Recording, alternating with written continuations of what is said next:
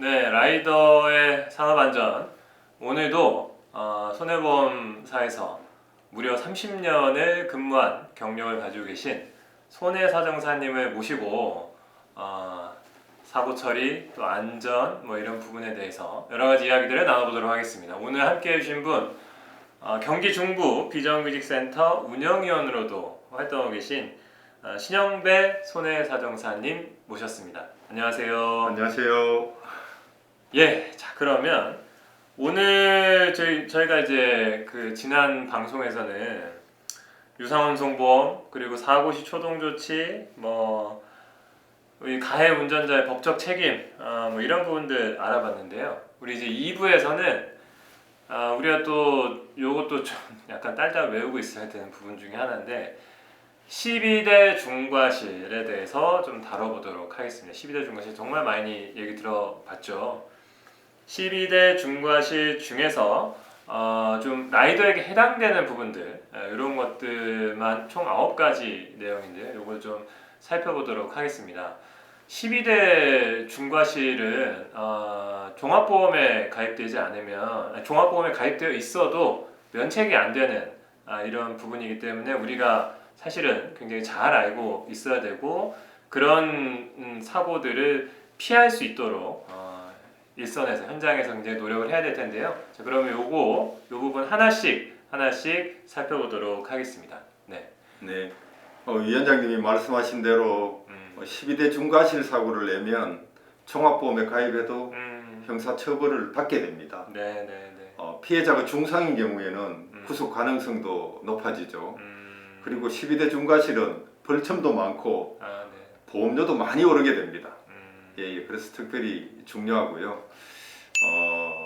먼저 이제 신호위반에 대해서 좀 말씀드리면 신호위반에는 신호등 위반 외에도 경찰관이나 경찰 보조자의 수신호도 신호위반에 포함됩니다. 요즘 뭐 비보좌회전 구역이 많은데요. 비보좌회전 구역에서는 적색 신호 시에 좌회전 중 사고도 신호위반입니다. 네. 비보좌회전 구역에서는 녹색 신호에 네. 그 좌회전을 해야 되죠. 네.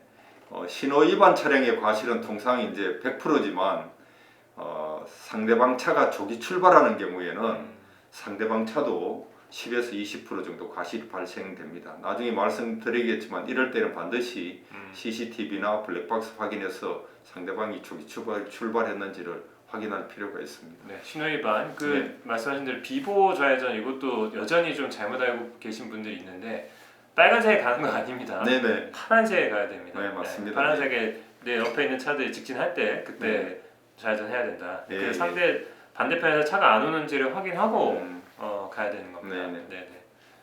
그다음에 중앙선 침범인데요. 중앙선 침범 다 잘 아시겠죠. 그런데 고속도로에서의 유턴이나 횡단 후진도 포함되고요. 중앙선 침범 차량의 과실도 통상 100%지만 우리가 급격하지 않은 중앙선 침범이나 또는 상대방 차가 마주오는 차가 중앙선 침범 차량을 발견하여 피할 수 있었던 상황이라는 것들을 입증하면 상대방 차량도 10에서 20% 정도 과실이 발생됩니다. 우리 라이더들이 여러 가지 이유 때문에 중앙선 침범이나 신호 위반이 많은데요. 그래서 다치는 경우가 많은데 그런 경우에 산재도 안 된다, 보험회사는 100%다 이러는데 이럴 때 꼭 필요한 거죠. 중앙선 침범이나 신호 위반 때도 상대방 차 과실을 잡을 수가 있다. 꼭 좀 잘 알아두었으면 좋겠습니다. 아무튼 하면 안 되죠. 하면 안 되는데 혹시라도 이렇게 했을 때 큰 사고가 났을 때 상대방 과실을 10% 20% 이렇게 잡을 수가 있다. 상대방 과실이 좀 잡히면 내가 다친 것에 대한 피해 보상 이런 것들은 또 가능한 부분이 있으니까요. 그런 부분들은 알고 있되 어쨌든 신호위반, 중앙선 침범 절대로 해서는 안 되죠. 12대 중과실에 해당되는 내용이다. 다음은 이제 과속인데요. 과속은 제한 속도 20km 초과를 얘기합니다. 오토바이는 특성이 있습니다. 차에 비해서 급정거가 힘들고 차량처럼 오토바이 우리 라이더를 보호하는 외관이 없습니다. 그래서 과속의 결과는 오토바이 운전자에게는 매우 치명적이죠. 라이더에게 과속은 죽음이나 장애인이 되는 길입니다. 그래서 특별히 조심을 해야 되고요. 그다음에 요거 앞지르기 방법하고 금지 위반도 있는데요. 요거 잘 인식을 못합니다. 사고 나서 이게 중과실이라는 걸. 그런데 이제 우리가 보면 교차로, 그다음에 터널, 다리 위, 경사진 비탈길 이런 데서는 앞지르기 금지 장소입니다. 앞지르기 금지 장소에서 앞지르기는 중과실 위반이고요. 또 앞지르기는 점선 구간에서 해야 되고 차량의 좌측으로 해야 됩니다. 이런 앞지르기 방법 위반도 중과실 사고인 걸 꼭 알아두었으면 좋겠고요. 네, 그 실선일 때는 앞지르기 못하는 거고요. 그리고 차량의 좌측으로 해야 되는 거고. 요 앞지르기 사실 라이더들이 많이 하긴 하는데 요 방법을 위반하는 것도 중과실이다라는 걸 좀 알고 있을 필요가 있겠습니다. 그다음에 오토바이다 보니까 동일 차로 내에서 이렇게 앞지르기를 합니다. 차 있는데. 그런데 이제 거기에서 선행차가 약간 이렇게 회전을 하는데 그때 이제 판결을 보면 선행차가 약간 이제 주차장으로 들어가려고 약간 이렇게 회전을 한다든지 차로 변경을 하는데 동일 차로 내에서 누군가가 뒤에서 갑자기 앞지르기 하는 것까지 그 예측할 의무가 없다 이래가지고 무과실이 나온 그런 게 있어요. 그래서 오토바이가 이제 가끔 동일 차로 내에서 앞지르기도 이렇게 하는데 그러면 굉장히 과실 판정에 있어 불리해지니까 특별히 조심해야 되고요. 파고들 때 있잖아요. 좀 파고드는 형태죠. 끝 차선에서 파고들 때 그 아무튼 하면 안 되는데요. 그 차로에는 차가 한 대만 있어야 되고 이륜차도 차량이기 때문에 두 대가 같이 있을 수가 없다. 그것도 문제고. 내가 지금 앞지르기 하려고 하는데 그 옆에 있는 차량이 우측으로 끼어들 수 있는 거예요. 차를 뭐 주차장을 들어간다든지 골목에 들어간다 이럴 수가 있으니까 이거 되게 조심 사실 해야 됩니다. 문이 열릴 수도 있고요. 사실 이런 경우들이 있기 때문에 맞습니다. 조심해야 됩니다. 경험을 좀 많이 해보시는 것 같은데. 패스. 횡단보도에서의 다음은 보행자 보호 의무 위반인데요. 횡단보도에서 보호 대상은 보행자입니다. 오토바이나 자전거나 퀵보드 같은 걸 타고 가는 사람은 보행자가 아닙니다. 횡단보도에서 그런 분들은 사고 나더라도 횡단보도 사고로 취급이 안 되고요. 특별히 이제 원래부터 이제 횡단보도에서 특히 교차로 우회전 시에 어떻게 해야 되냐가 있는데 아주 간단합니다. 그냥 제가 간단히 정리해 드리면 차량 진행 신호하고 아무 상관없이 횡단보도상에 횡단 중인 차가 있거나 횡단하려는 대기자가 있는 경우에는 차량은 무조건 일시 정지해야 될 의무가 있습니다. 차량 진행 신호하고 상관없이 내 신호라 하더라도 횡단하는 자가 있거나 횡단하는 대기자가 있으면 일단 정지했다 가야 됩니다. 그렇지 않으면 중과실 사고가 됩니다. 그래서 사고가 나면 꼭 명심해야 되고요. 그 다음에 이제 무면허 운전인데요.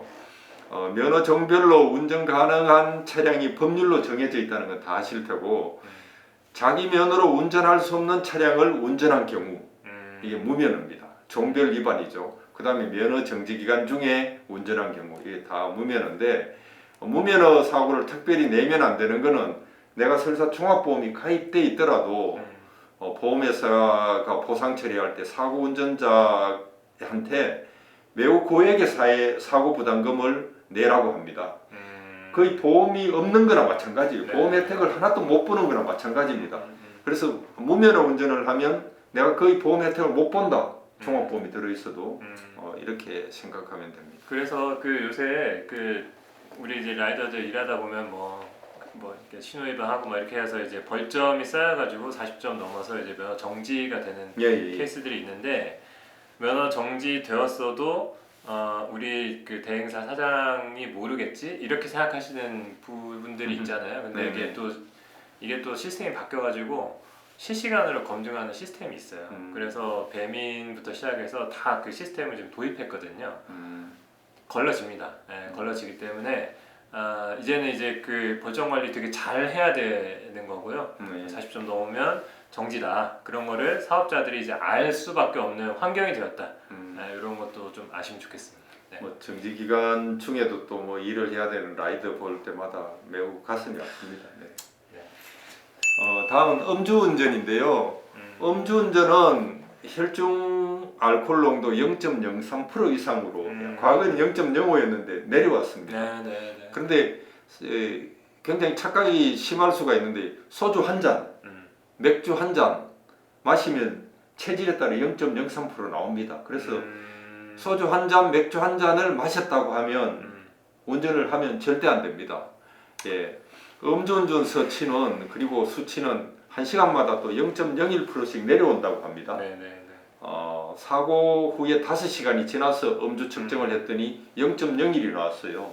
그러면 이게 음주운전이냐 아니냐? 음주운전입니다. 사고 당시로 소급해가면 5시간을 소급해가면 0.05가 플러스 되잖아요. 그러면 0.06 정도로 추정되어서 음주운전에 해당이 됩니다.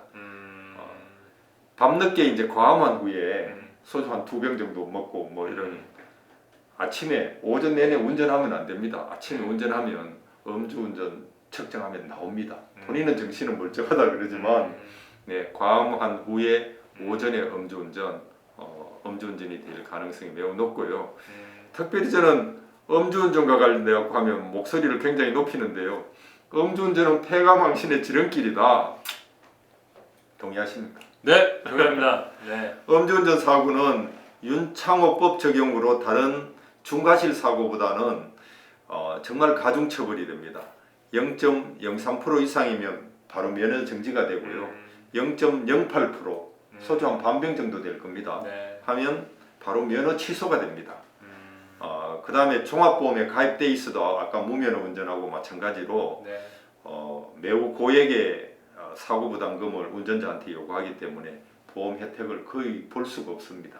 보도 침범이 있는데요. 이것도 이제 라이더들이 보도를 이용해서 많이 다니고 또 보도에 주차도 많이 하고 하는데 보도 운전은 절대로 해서는 안 될 것 같습니다. 하지 말라는 게 너무 많은데요. 라이더라면 이래 많이 경험했지만 사실은 앞서가는 사람들이 어느 방향으로 이렇게 움직일지 모릅니다. 서행해서 가려고 하는데도 갑자기 이쪽으로 튈 수 있고 저쪽으로 튈 수 있잖아요. 그럴 때는 사고를 피하기가 정말 힘듭니다. 아마 다 경험을 하셨을 걸로 보여지는데 보도운전 위험하고요. 특히 올해 7월부터는 보도는 절대 주정차 금지구역으로 지정되었습니다. 아마 우리 라이더들한테 가장 치명적이게 될 건데요. 잠깐의 정차도 위반이 됩니다. 절대 주정차 금지 구역에서는. 또는 한번 이렇게 1시간 정도, 2시간 정도 이렇게 주차해 놨는데 여러 장의 범칙금이 부과될 위험도 있으니까요. 보도에서 주정차라든지 어떤 운전들 좀 과거보다 좀 자제할 필요가 있을 것 같습니다. 네, 그래서 아까 이제 횡단보도도 마찬가지인데 인도도 끌고 가야 되는 거죠. 이동이 필요하면 내려서 이제 끌바를 해야 되는 겁니다. 보도 위에서 타고 다니다가 사고 나면 그건 정말 답이 없습니다. 다음은 이제 어린이 보호구역 안전운전 의무 위반인데요. 어린이 보호구역에서 사고를 내면 민식이법 적용으로 다른 중과실보다도 이것도 가중처벌을 받습니다. 각별히 조심해야 되고요. 특별히 이제 어린이 보호구역에서는 신호위반, 과속, 주정차 위반 시 뭔가 하면 범칙금이 일반 도로의 2배입니다. 하루 12시간 꼭 하겠던 거 어린이 보호구역에서 과속이나 주정차 위반 한번 하면 다 날아갑니다. 네네. 그래서 특별히 주의하시기 바랍니다.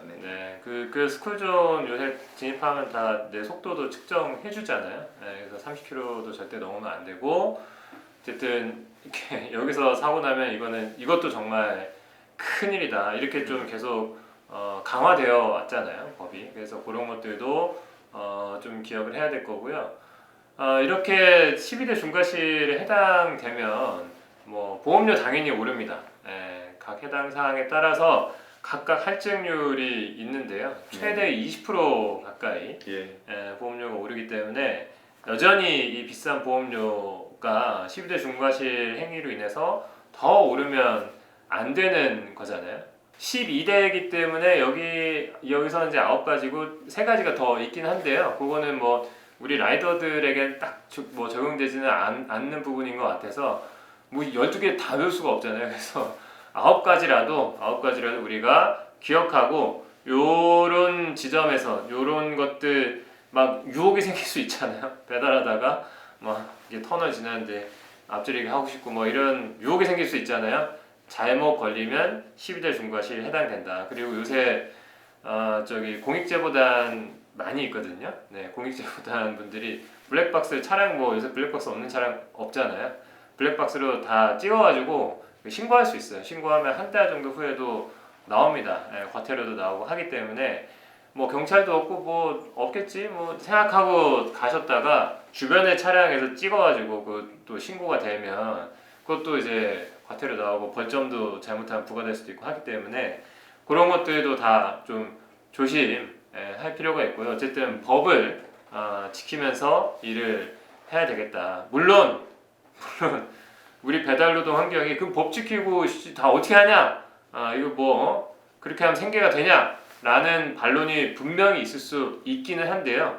그거는 그거대로 우리가 노동 환경을 개선할 거는 또 개선해야 되고 우리가 기본적으로 지켜야 될 것들은 좀 지켜야 됩니다. 그래야 시민들도 우리 라이더들 보는 인식도 좀 달라질 수 있고 우리가 노동환경 개선을 요구하는 것도 조금 귀 기울여 주실 수 있지 않을까라는 기대를 해봅니다.